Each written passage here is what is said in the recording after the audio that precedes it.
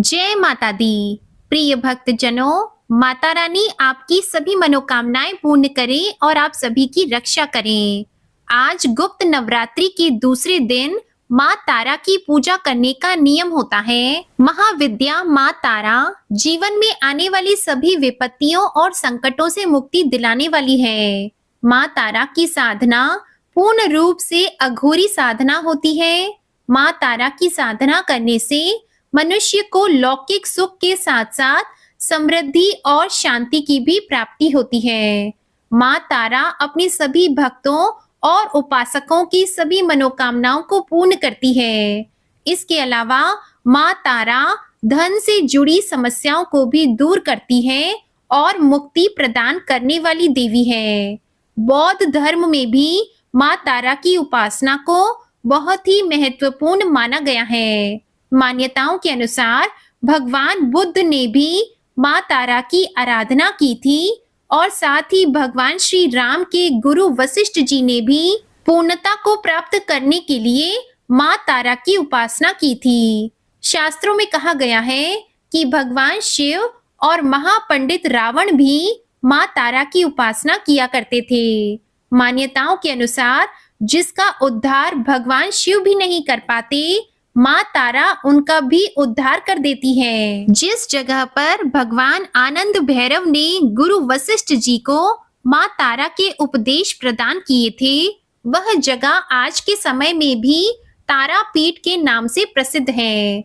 माँ तारा की साधना एक विशेष प्रकार की होती है जिसका कोई विशेष नियम नहीं होता, किंतु अगर कोई मनुष्य पूरी श्रद्धा के साथ माँ की पूजा करता है तो वह अपने भक्त की पुकार जरूर सुनती है। माँ तारा की साधना करने से धन संबंधी सभी समस्याएं दूर हो जाती हैं और सभी दिव्य सिद्धियां भी प्राप्त होती हैं। शास्त्रों में माँ तारा को 10 महाविद्याओं की दूसरी विद्या बताया गया है। ऐसा माना जाता है माँ तारा का स्वरूप माँ काली के समान होता है। अगर कोई व्यक्ति तांत्रिक शक्तियां प्राप्त करना चाहता है तो उसे इस दिन माँ तारा की विशेष साधना करनी चाहिए। माँ तारा की पूजा ज्यादातर अघोरी तांत्रिक और साधु करते हैं। माँ तारा के 3 स्वरूप हैं। इनका रंग नीला है, इसलिए इन्हें नील सरस्वती भी कहा जाता है। इसके अलावा माँ तारा को उग्र तारा के नाम से भी जानते हैं। माँ अपना उग्र रूप धारण करके अपने भक्तों के सभी कष्टों को दूर करती है और अपने भक्तों को मोक्ष प्रदान करती है। माँ की पूजा करने से काम, क्रोध, मोह और लोभ से छुटकारा मिलता है। माँ तारा के तीसरे स्वरूप का नाम एक जटा है। उग्र तारा माँ का पहला रूप है। इस रूप में अपने भयानक और उग्र ऊर्जा की वजह से भी विश्व में विख्यात है। माँ तारा के अंदर समस्त तामसिक गुण मौजूद हैं और यह अपने भक्त की कठिन से कठिन परिस्थितियों में भी सहायता करती है। उग्र तारा किसी भी प्रकार के संकटों का नाश करती है और साथ बुद्धि, बल, विवेक को जागृत करके अपने भक्तों को विनाशकारी परिस्थितियों में भी रास्ता दिखाती है और उनकी सहायता करती है। माँ तारा का दूसरा स्वरूप है नील सरस्वती और माँ के इस स्वरूप में पूरे ब्रह्मांड का ज्ञान समाहित है। माँ नील सरस्वती आयुर्वेद, ज्योतिष विज्ञान या कुछ और भी अज्ञात ज्ञान जो भी सामान्य बुद्धि के व्यक्ति की समझ से परे होता है, इन सभी चीजों को एकत्र करने के बाद जो रूप बनेगा और जो ऊर्जा उत्पन्न होगी वह है देवी नील सरस्वती देवी। नील सरस्वती राजसिक गुणों से संपन्न है। नील सरस्वती अपने ज्ञान और ऊर्जा से ज्वलंत शिव को भी शिव का रूप देने में सक्षम है। माँ तारा का तीसरा स्वरूप है एक जटा देवी। एक जटा मोक्ष प्रदान करने वाली देवी है। माँ का यह स्वरूप सत्व गुणी है। देवी एक जटा शिव को अपनी जटाओं में धारण करके उन्हें मोक्ष प्रदान करने वाली देवी है। देवी एक जटा अपने सभी भक्तों को मृत्यु के पश्चात अपनी जटा में स्थान देती है और मोक्ष भी प्रदान करती है। माँ तारा का मंत्र नील कांच की माला से 12 बार जप करना चाहिए मंत्र है ओम ह्रीम स्त्रीम होम फट। माँ तारा की पूजा विधि है। माँ तारा की पूजा हमेशा रात के समय में ही की जाती है, इसलिए अगर आप माँ की पूजा कर रहे हो तो हमेशा अर्धरात्रि में ही करें। माँ तारा की पूजा हमेशा एकांत कक्ष में ही करें, जहाँ आपके सिवा और कोई दूसरा ना हो। माँ की पूजा करने से पहले स्नान करें। इसके बाद एक सफेद रंग की धोती धारण करें। माँ तारा की पूजा में कभी भी सिले हुए वस्त्र नहीं पहनने चाहिए। अब पश्चिम दिशा की ओर मुख करके बैठ जाएं। अपने सामने एक चौकी रखें, उस पर गंगा जल छिड़ककर शुद्ध कर लें। चौकी पर गुलाबी रंग का वस्त्र बिछाएं। एक प्लेट में गुलाब के पुष्प रखें। अब चौकी पर तारा यंत्र की स्थापना करें। इस यंत्र के चारों तरफ चावल की 4 ढेरियां रखें। चावल की चारों ढेरियों पर एक एक लौंग रखें। इसके बाद तारा यंत्र के सामने घी का दीपक प्रज्वलित करें। दीप जलाने के बाद विधि विधान से माँ तारा के मंत्रों का जाप करें।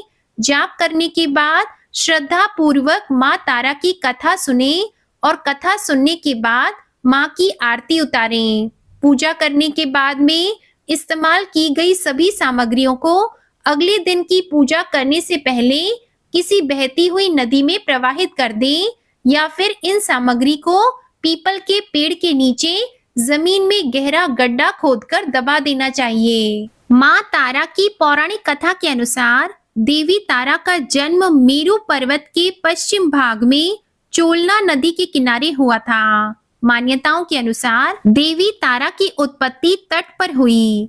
हयग्रीव नाम के दैत्य के वध के लिए देवी महाकाली ने ही नील वर्ण धारण किया था। महाकाल संहिता के अनुसार चैत्र शुक्ल अष्टमी तिथि में देवी तारा प्रकट हुई थी। इस कारण यह तिथि तारा अष्टमी कहलाती है। चैत्र शुक्ल नवमी की रात्रि तारा रात्रि कहलाती है। सबसे पहले स्वर्ग लोक के रत्न द्वीप में वैदिक कल्पोक्त तथ्यों तथा वाक्यों को देवी काली के मुख से सुनकर अपनी पत्नी पर बहुत प्रसन्न हुए। भगवान शिव ने देवी पार्वती को बताया कि आदि काल में भयानक राक्षस का विनाश किया, तब आपका वह स्वरूप तारा नाम से विख्यात हुआ। उस समय आपका रूप बहुत विकराल था। आपका यह रूप देखकर सभी देवता भयभीत हो गए थे। अपने इस विकराल रूप में आप नग्न अवस्था में थी, इसलिए आपकी लज्जा के लिए ब्रह्मा जी ने आपको व्याघ्र चर्म प्रदान किया था। इस कारण से आप लंबोदरी नाम से विख्यात हुई थी। तारा रहस्य तंत्र के अनुसार भगवान राम केवल निमित्त मात्र ही थे। वास्तव में भगवान राम की विध्वंसक शक्ति देवी तारा ही थी, जिन्होंने लंकापति रावण का वध किया था। गुप्त नवरात्रि के दूसरे दिन माँ भगवती के दूसरे स्वरूप यानी माँ ब्रह्मचारिणी की भी पूजा की जाती है। तो अब जानिए माँ ब्रह्मचारिणी की कथा और पूजा विधि के बारे में। ब्रह्मचारिणी का अर्थ होता है तप का आचरण करने वाली देवी। ब्रह्मचारिणी की पूजा करने वाले भक्त को अपने हर काम में सफलता प्राप्त होती है। वह हर ओर विजय प्राप्त करता है। माँ ने अपने इस स्वरूप में सफेद वस्त्र धारण किए हुए हैं। माँ की 2 भुजाओं में से दाहिनी भुजा में जपमाला और बाईं भुजा में कमंडलू है। इनकी पूजा करने से भक्त के अंदर जप और तप की शक्ति बढ़ती है। माँ ब्रह्मचारिणी अपने भक्तों को संदेश देती है कि परिश्रम से ही सफलता प्राप्त की जा सकती है। भगवान शिव को पति रूप में प्राप्त करने के लिए माँ ब्रह्मचारिणी ने अत्यंत कठिन तप किया था। शिव पुराण में वर्णन मिलता है कि श्री ब्रह्मा जी के आदेश अनुसार भगवान शंकर जी को पति रूप में प्राप्त करने के लिए देवी पार्वती ने कठिन तप किया था। ब्रह्मा जी के आदेश के बाद महर्षि नारद जी ने देवी पार्वती को पंचाक्षर मंत्र यानी ओम नमः शिवाय की दीक्षा दी। दीक्षा लेकर देवी पार्वती अपनी सखियों के साथ तपोवन में जाकर कठिन तपस्या में लीन रहने लगी। उनकी कठिन तपस्या का वर्णन शिव पुराण में मिलता है। माता पिता की आज्ञा लेकर देवी पार्वती ने सबसे पहले राजसी वस्त्रों का अलंकारों का त्याग किया था। उनकी जगह पर उन्होंने मूंज की मेखला धारण कर ली, वल्कल वस्त्र धारण किए, हार को गले से निकालकर मृग चर्म धारण किया और फिर गंगा अवतरण नामक पावन क्षेत्र में सुंदर वेदी बनाकर वे तपस्या में बैठ गई। अपने मन और सभी इंद्रियों का निग्रह कर, सभी इंद्रियों को अपने वश में कर, देवी पार्वती ग्रीष्म काल में अपने चारों ओर अग्नि जलाकर बीच में बैठ गई और ऊपर से सूर्य के प्रचंड ताप को सहन करती हुई वे अपने तन को तपाती रही। वर्षा ऋतु में वे खुले आकाश के नीचे शिलाखंड पर बैठकर दिन रात जल की धारा से अपने शरीर को सींचती रही। भयंकर शीत ऋतु में जल के बीचों बीच रात दिन बैठकर उन्होंने कठिन तप किया। इस प्रकार निराहार रहकर देवी पार्वती ने पंचाक्षर मंत्र का जप करते हुए सकल मनोरथ पूर्ण करने वाले भगवान सदाशिव के ध्यान में अपने मन को रमा दिया। अपनी पुत्री को विवाह लायक देखकर माता मैना और पिता हिमालय को अपनी पुत्री के विवाह की चिंता हुई। इतने में महर्षि नारद जी राजमहल में पहुंच गए।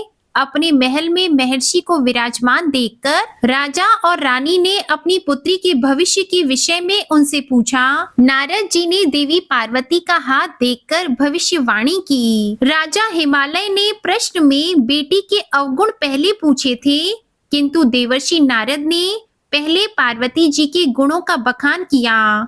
नारद जी चतुर और मनोवैज्ञानिक वक्ता हैं। वे सबके मन की बातें पढ़ लेते हैं, इसलिए देवी पार्वती के माता पिता से वे उनके दिव्य गुणों की चर्चा करते हैं। सद्गुणों की एक लंबी सूची नारद जी ने उनके सामने प्रस्तुत की, लेकिन जब देवी पार्वती के पिता ने पूछा कि हे देवर्षि, मेरी पुत्री में अगर कोई दोष हो तो वह भी बता दीजिए, तब देवर्षि नारद जी बोले कि आपकी पुत्री में 2-4 अवगुण भी हैं, उन्हें भी आप सुन लो। नारद जी कहने लगे कि पार्वती पुत्री तो सर्व गुण संपन्न है, किंतु इनका पति जटा जूटधारी दिगंबर और अमंगल वेश वाला होगा।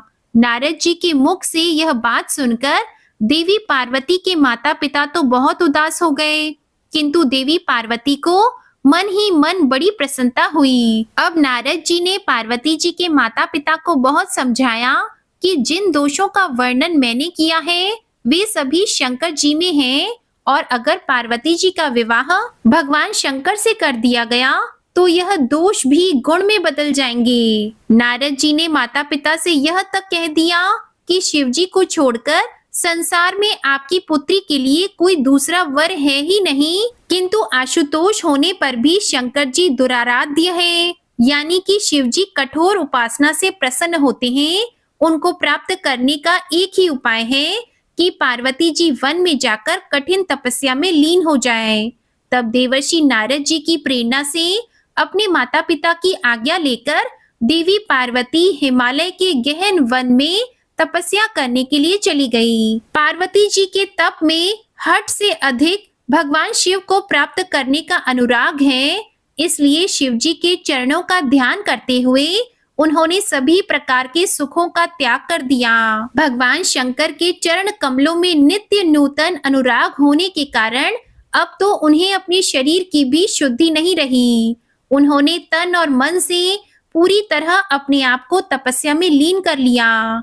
1000 वर्ष तक मूल और फल खाकर और 100 वर्षों तक उन्होंने केवल शाक का आहार किया। कुछ दिन तक उन्होंने केवल पानी और हवा का सेवन किया और कुछ दिन के बाद इन्हें भी त्याग कर कठिन उपवास किया।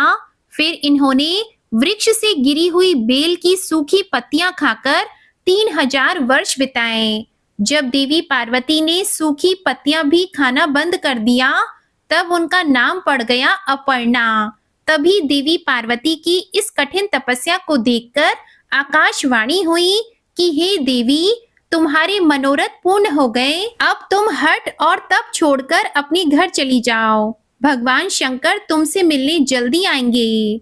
इसके बाद एक दिन भगवान शिव ने देवी की तपस्या से प्रसन्न होकर उन्हें दर्शन दिए और उन्हें अपनी पत्नी के रूप में स्वीकार करने का वचन भी दिया। कठिन तपस्या में लीन होने के कारण और सभी प्रकार के सांसारिक सुखों का त्याग करने के कारण ही माँ के इस रूप की पूजा की जाती है। माँ ब्रह्मचारिणी की पूजा करने से सभी प्रकार की सुख समृद्धि की प्राप्ति होने के साथ ही सारे मनोरथ भी पूर्ण हो जाते हैं। प्रेम से बोलिए ब्रह्मचारिणी माता की जय। अब सुनिए श्री महिषासुर मर्दिनी स्तोत्र का हिंदी अनुवाद। हे हिमालय राज की कन्या, विश्व को आनंद देने वाली, नंदी गणों के द्वारा नमस्कृत, गिरिवर विंध्याचल के शिखर पर निवास करने वाली, भगवान विष्णु को प्रसन्न करने वाली, इंद्रदेव के द्वारा नमस्कृत, भगवान नीलकंठ की पत्नी, विश्व में विशाल कुटुंब वाली और विश्व को संपन्नता देने वाली, हे महिषासुर का मर्दन करने वाली भगवती, अपने बालों की लता से आकर्षित करने वाली, पर्वत की पुत्री, आपकी जय हो, जय हो, जय हो। देवों को वरदान देने वाली, दुर्धर और दुर्मुख असुरों को मारने वाली और स्वयं में ही प्रसन्न रहने वाली, तीनों लोकों का पोषण करने वाली, शंकर को संतुष्ट करने वाली, पापों को हरने वाली और घोर गर्जना करने वाली, दानवों पर क्रोध करने वाली, अहंकारियों के घमंड को सुखा देने वाली, समुद्र की पुत्री, हे महिषासुर का मर्दन करने वाली, अपने बालों की लता से आकर्षित करने वाली, पर्वत की पुत्री, आपकी जय हो, जय हो, जय हो। हे जगत माता, मेरी माँ, प्रेम से कदम्ब के वन में वास करने वाली, हास्य भाव में रहने वाली, हिमालय के शिखर पर स्थित, अपने भवन में विराजित, मधु की तरह मधुर, मधु कैटब का मद नष्ट करने वाली, महिष को विदीर्ण करने वाली, सदा युद्ध में लिप्त रहने वाली, हे महिषासुर का मर्दन करने वाली, अपने बालों की लता से आकर्षित करने वाली, पर्वत की पुत्री, आपकी जय हो, जय हो, जय हो। शत्रुओं के हाथियों की सूंड काटने वाली और उनके 100 टुकड़े करने वाली, जिनका सिंह शत्रुओं के हाथियों के सर अलग अलग टुकड़े कर देता है, अपनी भुजाओं के अस्त्रों से चंड और मुंड के शीश काटने वाली, हे महिषासुर का मर्दन करने वाली, अपने बालों की लता से आकर्षित करने वाली, पर्वत की पुत्री, आपकी जय हो, जय हो, जय हो। रण में मदोन्मत्त शत्रुओं का वध करने वाली, अजर अविनाशी शक्तियां धारण करने वाली, प्रमथनाथ शिव की चतुराई जानकर उन्हें अपना दूत बनाने वाली, दुर्मति और बुरे विचार वाले दानव के दूत के प्रस्ताव का अंत करने वाली, हे महिषासुर का मर्दन करने वाली, अपने बालों की लता से आकर्षित करने वाली, पर्वत की पुत्री, आपकी जय हो, जय हो, जय हो। शरणागत शत्रुओं की पत्नियों के आग्रह पर उन्हें अभय दान देने वाली, तीनों लोकों को पीड़ित करने वाले, दैत्यों पर प्रहार करने योग्य त्रिशूल धारण करने वाली, देवताओं की दुंदुभी से दुमी दुमी की ध्वनि को सभी दिशाओं में व्याप्त करने वाली, हे महिषासुर का मर्दन करने वाली, अपने बालों की लता से आकर्षित करने वाली, पर्वत की पुत्री, आपकी जय हो, जय हो, जय हो। मात्र अपनी हुंकार से धूम्र लोचन राक्षस को धुएं के समान भस्म करने वाली, युद्ध में कुपित रक्त बीज के रक्त से उत्पन्न अन्य रक्त बीजों का रक्त पीने वाली, शुंभ और निशुंभ दैत्यों की बलि से शिव और भूत प्रेतों को तृप्त करने वाली, हे महिषासुर का मर्दन करने वाली, अपने बालों की लता से आकर्षित करने वाली, पर्वत की पुत्री, आपकी जय हो, जय हो, जय हो।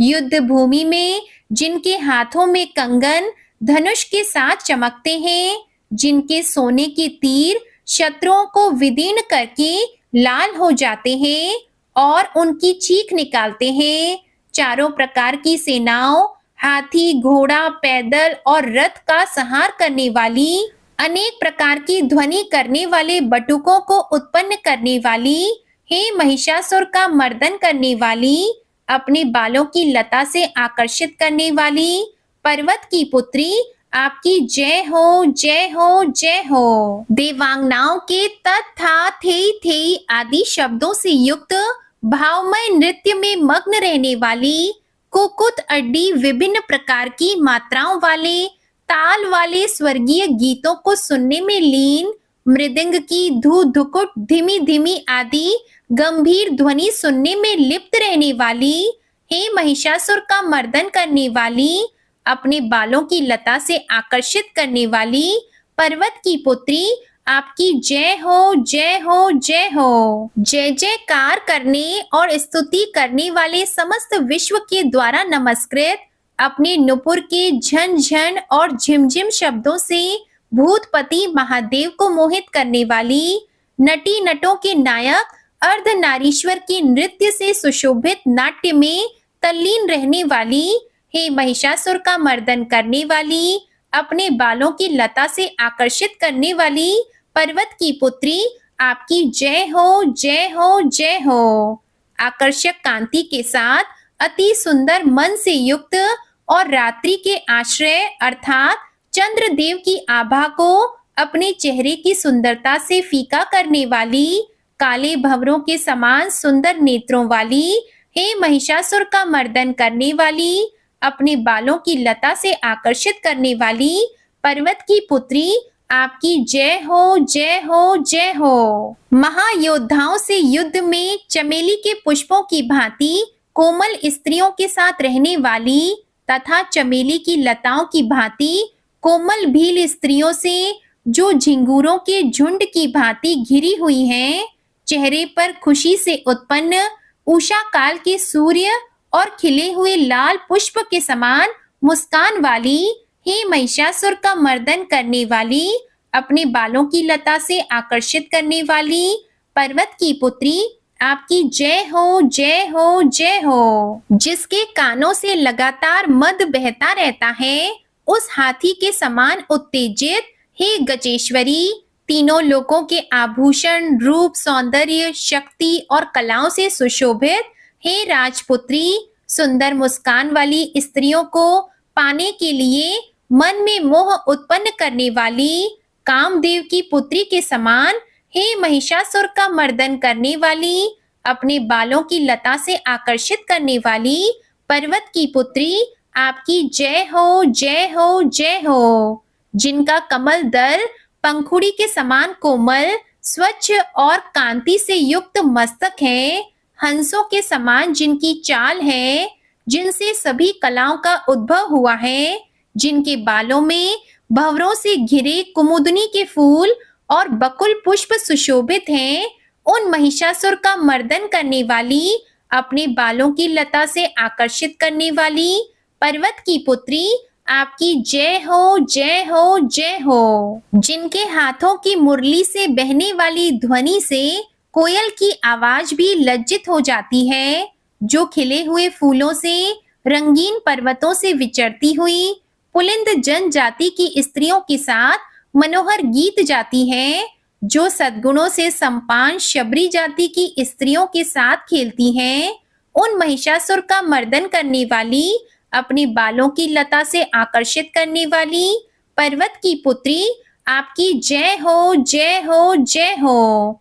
जिनकी चमक से चंद्रमा की रोशनी फीकी पड़ जाए, ऐसे सुंदर रेशम के वस्त्रों से जिनकी कमर सुशोभित है, देवताओं और असुरों के सर झुकने पर उनके मुकुट की मणियों से जिनके पैरों के नाखून चंद्रमा की भांति दमकते हैं, और जैसे सोने के पर्वतों पर विजय पाकर कोई हाथी मदोन्मत्त होता है, वैसे ही देवी के उरोज कलश की भांति प्रतीत होते हैं। ऐसी हे महिषासुर का मर्दन करने वाली, अपने बालों की लता से आकर्षित करने वाली पर्वत की पुत्री, आपकी जय हो जय हो जय हो। सहस्त्रों दैत्यों के सहस्त्रों हाथों से सहस्त्रों युद्ध जीतने वाली और सहस्त्रों हाथों से पूजित सुर तारक उत्पन्न करने वाली, उसका तारकासुर के साथ युद्ध कराने वाली, राजा सुरत और समाधि नामक वैश्य की भक्ति से समान रूप से संतुष्ट रहने वाली, हे महिषासुर का मर्दन करने वाली, बालों की लता से आकर्षित करने वाली पर्वत की पुत्री, आपकी जय हो जय हो जय हो। जो भी आपके दयामय पद कमलों की सेवा करता है, हे कमला, हे लक्ष्मी, वह व्यक्ति कमल निवास यानी धनी कैसे न बने। हे शिवे, आपके पद कमल ही परम पद हैं, उनका ध्यान करने पर भी परम पद कैसे नहीं पाऊंगा। हे महिषासुर का मर्दन करने वाली, बालों की लता से आकर्षित करने वाली पर्वत की पुत्री, आपकी जय हो, जय हो, जय हो। सोने के समान चमकते हुए नदी के जल से जो आपके रंग भवन में छिड़काव करेगा, वो शची अर्थात इंद्राणी के वक्ष से आलिंगित होने वाले इंद्र के समान सुखानुभूति क्यों ना पाएगा। हे वाणी, हे महासरस्वती, आप में मांगल्य का निवास है, मैं आपके चरण में शरण लेता हूँ। हे महिषासुर का मर्दन करने वाली, बालों की लता से आकर्षित करने वाली पर्वत की पुत्री, आपकी जय हो, जय हो, जय हो। आपका निर्मल चंद्र समान मुख चंद्रमा का निवास है, जो सभी अशुद्धियों को दूर कर देता है। नहीं तो क्यों मेरा मन इंद्रपुरी की सुंदर स्त्रियों से विमुख हो गया है। मेरे मत के अनुसार आपकी कृपा के बिना शिव नाम के धन की प्राप्ति कैसे संभव हो सकती है। हे महिषासुर का मर्दन करने वाली, बालों की लता से आकर्षित करने वाली पर्वत की पुत्री, आपकी जय हो, जय हो, जय हो। हे दीनों पर दया करने वाली उमा, मुझ पर भी दया कर ही दो। हे जगत जननी, जैसे आप दया की वर्षा करती हो, वैसे ही तीरों की वर्षा भी करती हो। इसलिए इस समय जैसा आपको उचित लगे वैसा करो, मेरे पाप और ताप दूर करो। हे महिषासुर का मर्दन करने वाली, बालों की लता से आकर्षित करने वाली पर्वत की पुत्री, आपकी जय हो, जय हो, जय हो। आज की वीडियो अगर पसंद आई हो तो इस वीडियो को लाइक करके चैनल जरूर सब्सक्राइब कीजिएगा और कमेंट में माता रानी की जय भी जरूर लिखिएगा। जय माता दी।